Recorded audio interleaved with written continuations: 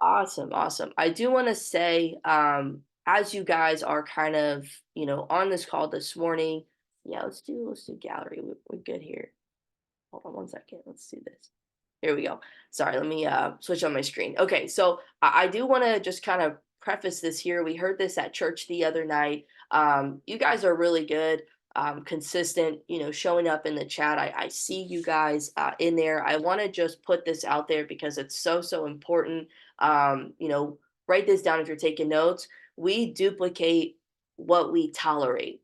We duplicate what we tolerate. Whatever we tolerate, we are replicating, we are duplicating in our lives, in our trading, in our business, in our relationships, in our finances. The list goes on, right? Whatever we tolerate, we are duplicating. And I bring this up in the beginning because you guys just shared your wins from this past week. The progress that you've made so far. I want it to be super, just kind of like super clear. What are we duplicating inside of the team right now? What is our standard? What are we tolerating? Just keeping this at the forefront. However you have been so far, just keeping in mind, hey, when was the last time that I shared a win in the chat? When was the last time that I shared some of the progress, that I shared some of my reflection, that I shared some of my, review or my testimony here, or maybe it was a lesson, maybe it's something that you were challenged by and you've overcome. When was the last time that we shared that? And this is just one example that I'm giving you guys because as a team, what are we tolerating? What are we duplicating? It's so important that for social proof purposes, as a culture, what is the culture of our team? What are we continuing, to lay as the foundation for the group? What are we tolerating? And it's so important that we all, as a unit, continue to share our wins, our progress, our lessons that we're receiving, that we're acknowledging, that we're reviewing, that we're experiencing in the chat because rising tides they raise all ships. I don't want to be cliche here, but I do want to kind of just make a point. It cannot be me. It cannot just be me posting in the chat every day, every week. You want to build a business, you want to help people, it's going to start with where you are, leveraging and serving and pouring into the place that you are planted and positioned right now. That's what I've done before I even had a team. That's what I continue to do inside of, Mike's organization. I try to serve and show up with as much value as I possibly can. So I just wanted to start off with that and also just for you to be mindful of what you're tolerating in your life because that is what is being duplicated. That is what is being replicated, not just internally for you but externally on what you can see. And so today I'm not even trying to talk about that. I just wanted to open the call up with that. I actually wanted to get into rejection. I wanted to speak on something that I believe is one of the most important things for all of us here to recognize, to acknowledge, and have the boldness and courage to face. And I believe that this is one of the major reasons why people succeed in this business, in sales in general, as a whole, when it comes to entrepreneurship and just in life, getting to that next level, especially anything that has to deal with people. I believe there's one major reason people succeed, and that is they consistently face rejection. It's the whole fear thing, right? Like fear doesn't go away. Rejection's not going away. It's always going to be there, but I can continue to face and move through the rejection that I know I'm going to experience and allow it to make me better. And I'm going to give you guys some examples here. But wherever you're at with your business right now, wherever you're at with your consistency in your conversations, I think this call is going to be really powerful in the way that it gives you perspective and how you're viewing your conversations. And every call is meant to just build on what you're actually doing. Okay, so I believe the people that succeed here, they continuously, consistently face rejection. They understand, write this down. They understand that to get a lot of yeses, they're going to also have to go through a lot more no's. They understand to get a lot of yeses, they're going to have to also get a lot more no's. So for every, X amount of yeses that you get, you're going to have to receive X, double X, or whatever the number is of no's to get to that point. And that's a good thing to be aware of, because just like with trading, number one, you've got to know your numbers, but you also recognize that with every trade, the odds reset after the next trade that you take. So when it comes to your prospecting, I kind of look at it the same way. My odds can reset from one person to the next. Whatever just happened in that previous conversation has nothing to do with the next person that I talk to, and that gives me peace of mind, that gives me strength, that gives me the courage and the confidence to get back out there, because every person, every conversation that I have is going and can be different. So just like with trading, you've got to know your numbers here. For example, for every 10 people, okay, for every 10 people, how many yeses do you get? Let me break it down. Okay, let me break it down. You got to know your numbers. Your numbers is going to give you an edge that you never had in this business and building, and it's also going to boost your confidence. When I know my numbers, it means that I've stacked enough evidence, enough proof that what I'm doing, the system that I'm following, the play that I'm running works, and I can work it. And as long as I'm working it, as long as I'm showing up, as long as I'm facing that rejection, and I'm putting that word out there. I know it can kind of sound harsh, but I want to keep it real with y'all. We are going to face rejection in this business. If you are working with people, whether they're on your team or not, you are going, or they're prospects or they're already on your team, you are going to continue to face rejection in some way, shape, or form. Okay. So for every 10 conversations that you start, you got to know your numbers. How many respond back on average? I know on average my win rate, my win accuracy month over month, quarter over quarter. Okay. In my trading. Just giving you an example. For every 10 conversations you start, how many respond back to you? Okay. For every 10 that respond back, how many do you actually send an exposure to?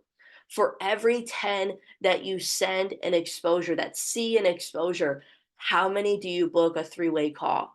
And for every 10 that you get on a three-way call, how many actually get started? Right? So you've got to know your numbers. Your numbers are going to give you that edge that you're looking for, that's needed. That edge is your confidence. That edge is what keeps you in the game. That edge is what keeps you on the board consistently. And I'm talking to myself here. This ain't a call like I'm talking at you. Absolutely not. Every call we do together, it's because I've taken inventory of myself, and I've also taken inventory of the team, and I'm like, cool, this is where we're at, and this is where we need to go. Okay. So the problem that I see, as long as you're consistently starting new conversations, as long as you're continuing the conversation, following up, I believe that you will get those yeses. You've got to know your numbers. So when, for example, when you're losing in trading, you don't get discouraged. You don't get defeated, because you know the odds reset after every single trade. You know that you follow your trading plan, you're consistent. And the same thing with this business. You don't, when you have a no, when you have no's back to back, how many of y'all have had 2, 3, 4, 5 losses in a row in your trading, but because you follow your trading plan, you can keep it going. You can keep it pushing, right? Or how many of us have experienced when we have 2, 3, 4, 5 losses in a row, but because we don't have maybe the mindset or the heart set yet about this, we haven't stacked enough evidence for ourselves that, hey, this is the system, this is the plan. I just got to keep going. Those 5 losses take a complete toll on our mental, emotional, spiritual state. We get discouraged. Sometimes we even get defeated about ourselves. We start to second guess, hey man, does this work? Is it going to really work for me? I've been there before, man, in the past. And that's the same thing with this business. When I can know that I'm going to receive no's, No, no, no, 3, 4, 5 no's in a row, maybe 6 no's. I mean, this business is a little different until we really build that skill set, just like we build this skill set in trading, until we really build this skill of building this business. Following up, prospecting, piquing interest, asking questions that lead the conversation, building rapport. These are all skills that come together and allow us to do this thing the right way. Once we really start to get good at this and we know our numbers, we're not gonna lean into that. Like getting discouraged and defeated and inconsistent is not gonna even be in our repertoire. So the problem that I see, and personally, I've experienced this as well, is we find ourselves in seasons where we don't do this, right? And I believe it's because we fear rejection, and rejection can look different in the way that we perceive it. All of us perceive it, based on, I believe, and I'm going to get into it in just a second, based on a lot of, just going to be real, trauma, childhood trauma, teenage trauma, adulthood trauma. Rejection is not something that feels good. Like, let's just be honest, right? And I want you to write this down. We've all heard this saying before: until the pain of staying the same becomes greater than the pain of change, nothing will change. Until the pain of staying the same becomes greater than the pain of change, nothing will change. We've heard that before, right? Let me flip the script. Until the pain of staying the same becomes greater than the pain of rejection, nothing will change. So we've got to get over. I don't want to be in the same spot where it's week after week, month after month, year after year. I haven't brought on a personal. I haven't rank advanced. I haven't started to really build out my enrollments, build out my business. I don't want to be the same anymore, right? We've got to get to a point where until the pain of staying the same like that, it becomes greater than facing rejection. The pain of rejection isn't as loud, isn't as big as staying where I'm at. I'm tired of it, man. Let's go. Let's get in the DMs. Let's start those conversations. Let's put ourselves out there. Let's do the things that are uncomfortable. Because let's be honest, it's very simple. Rejection is uncomfortable. Rejection can make feel intimidating, and maybe it's because we don't know what to say. And I think that's the lie of the enemy right there. I think we know what to say. Obviously, there are ways that we can better what we say, but I think at the end of the day, it's, in all honesty, it's who we are that makes the conversation.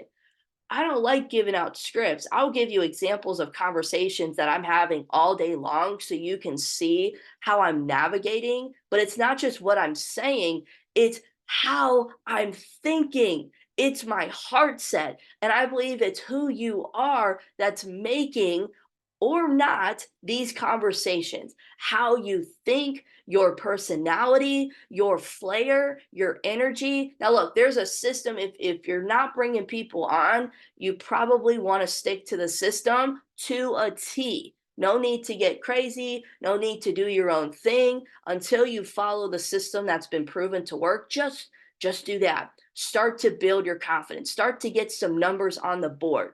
And when you really start to get good at the skills of building this business, yeah, then you're going to really add in your personality. You're going to really add in your energy. That's when those voice notes really start to take off, because you're not just trying to say something, you're actually feeling what you're saying. You're allowing that person to gain your energy. It's not just what I'm saying, it's how I'm saying it. And that right there is what gives people reason to buy from you, to join you, to allow you to lead them.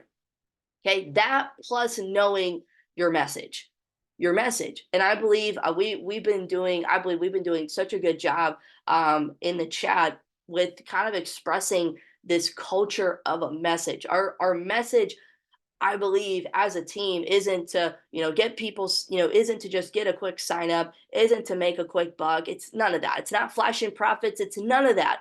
Our message at the core, and this is just one example of saying it, but we've been posting it with the Zoom overviews.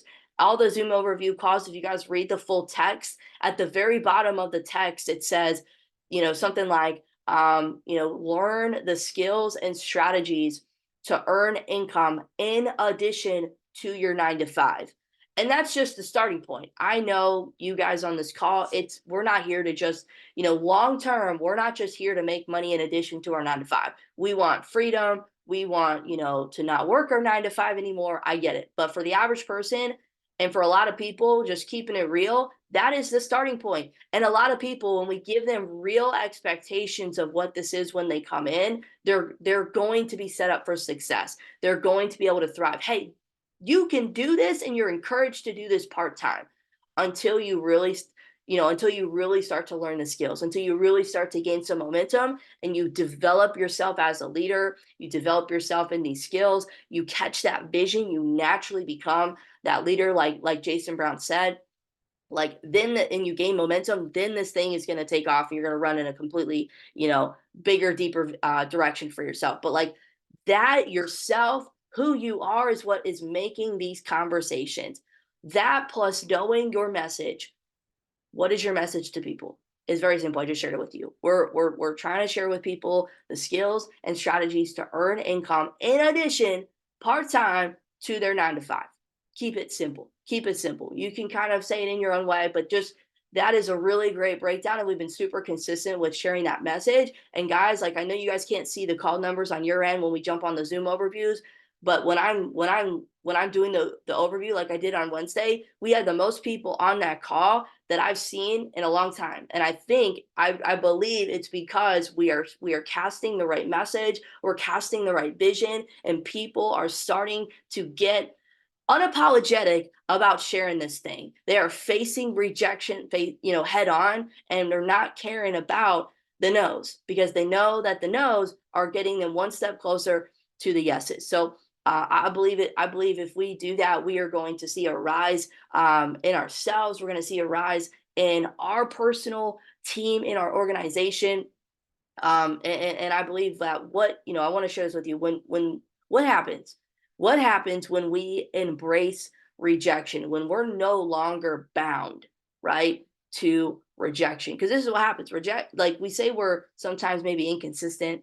How many of y'all said that before? I've said that before, right? It's not inconsistency that's the problem. There is a root of something that's keeping us inconsistent, whether it's with our fitness, whether it's with our training, whether it's with our business, our finances. I'm trying to get to that, 10K mark in my bank account, not just my trading account, with my bank account. I'm just giving an example here. Whatever it may be, what happens when we embrace rejection? I believe with every seed of rejection, write this down, you are getting better, not bitter. With every no that you get, with every conversation you start, every person you put yourself out there, you are getting better, not bitter. You are getting wiser, you are getting more resilient, you are getting more tenacious, more skilled, you're building your tough skin, your heart is softening, your character is maturing, your attitude and your spirit, it's full of perspective. You're becoming the leader.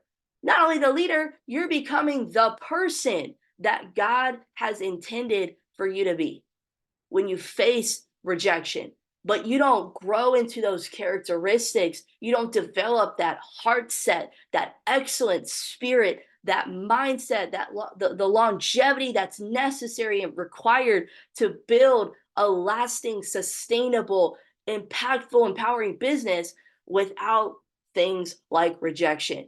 And I'm going to get biblical for just a moment, and we're going to wrap up this call here because I think this is very, very important. I heard this from from an individual that I follow. He's from one of the churches. His name is Pastor Preston Morrison. He did a fantastic, fantastic video that I watched on rejection. And he said the fastest way to deal with rejection is to be received. The fastest way to deal with rejection is to be received.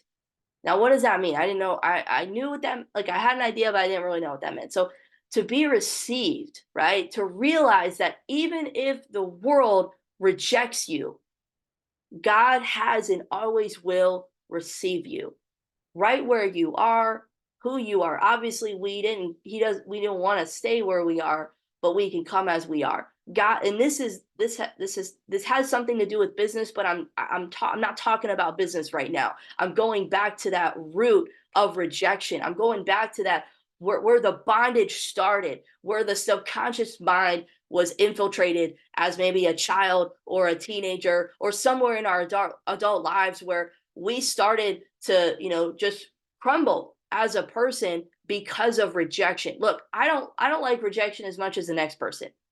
I don't think anybody likes to be rejected, but I think that we can learn how to deal with it in a healthy way that empowers us, that makes us better, not bitter, as I was mentioning, that makes us more wise, more resilient, more tenacious, the whole 9 yards, more skilled, just better. And not only that, but more Christ like. Jesus continued to face the rejection he went through because he knew how received he was by the Father. He continued to face the rejection, and he faced the most rejection out of anybody that's walked this planet. He faced the rejection he went through because he knew how received he was by the Father. Even if I'm rejected by others, and this is just, I want to just lay this as the foundation. I'm saying it last, but I want to lay this as the foundation. So as you go through not just this business, but in life, you can maybe pull this out of your pocket or go watch the video that I'm referring to and get a full breakdown. I'm just trying to give you a taste here, but the root of rejection is bigger and deeper than just not answering my DMs, not going through my follow-ups, not starting those conversations. There is something deeper. I'm not just inconsistent. There is a root of that. Even if I'm rejected by others, I know that my God will always receive me. He will always draw me close. I go back to the word. If we want to deal with that root of rejection, we want to start acknowledging that we are already well and openly received by God himself. No matter the rejection that we face here on earth, or the shame, or the guilt, or the insecurity, or feeling misunderstood, fill in the blank, we feel alone, okay, that we may go through, God already receives us right where we are. John 15:18 says, it doesn't matter if the world rejects you because Jesus said he was rejected first. If the world hates you, remember that it hated me first. And until and this is a side note, and then we'll wrap up the call here. Or actually, I got to stop the recording because I have something I want to share with you guys after this. Until you totally release who or what or whatever it was that rejected you, we cannot be released from that bondage of rejection until we totally release. And we can totally release. I'm not saying it's got to be right now today, but it could be. Trust me, y'all, I'm talking to myself here. Okay. What I told you guys, when I put these calls together, it's because I've taken inventory of myself, and I've also taken inventory of where I believe the team is at right now. You guys, and what we need to continue to grow. But until we totally release who or what has rejected us, we cannot be released from that bondage. And that's why forgiveness is so powerful. I'm not going to go into that on this call. But we may see this as uncomfortable or intimidating, but everything that we're going to experience, everything that we're going to go through, it's meant for us to grow through. It's meant for us to be better and to get better. God intended all of it for our good. So how can I get over rejection? A biblical answer: Christ is living in you. Christ-like. Christ is living in you. Can't do it on my own. Can't do it in my flesh. We do this through God. We do this through Jesus. So God receives what man rejects. And I really just wanted to kind of give you that as a perspective on this call. As you're going through your conversations, as you're dealing with the no's, as you're dealing with things that just don't make sense, that feel overwhelming, that feel intimidating, that feel uncomfortable, where you want to throw in the towel, it's okay. And I can look up and say, Jesus went through that rejection. Jesus went through the hardship. I can do what I can. I can do what I need to do here on earth, because I'm not just building a business here, y'all. I know that at the end of the day, I'm gonna make disciples. I'm going to make disciples through what I'm doing here. It's bigger than just let's make some money. And no, I want you to transform. I want you to have a transformation in your heart, and I want you to get closer to God. I want you to know who he is in your life. Like, it is much bigger. It is much deeper than just making money. And I'm making it about that. So let me stop recording this real quick.